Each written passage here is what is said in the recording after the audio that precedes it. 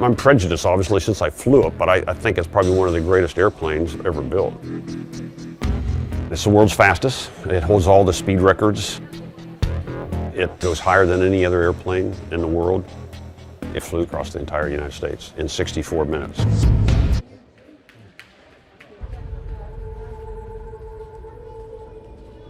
If we carried the nose camera, which we called the country's camera, it took a picture 72 miles wide. In 64 minutes, you would film 100,000 square miles. The film itself was 10,500 feet long, 5 inches wide. I would say my mission into the Middle East for President Carter was one of the most interesting. It was supposed to be 3 missions, but we picked up all the targets in that first mission that they needed, so that the next 2 missions were canceled. The airplane loved to fly straight and climb and accelerate. Most of the time at altitude, 80 to 85,000 feet, it was kind of like a nice Beamer or a Cadillac. But the airplane sensitivity was on a curve like this.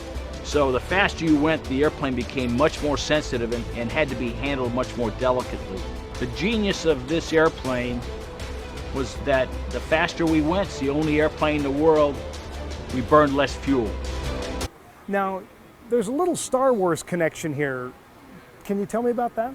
When I give tours, I talk to the kids. We have an R2-D2 on this platform. From the British, we were able to get a very sophisticated system. Now, this is in the 60s, that you would upload all the information about the mission, tell the airplane exactly where it was on the face of the Earth. We would start the engines. When we taxied out of the hangar, there's a sensor on the back of the airplane, a glass eye, that looks through the blue sky and locks on the stars.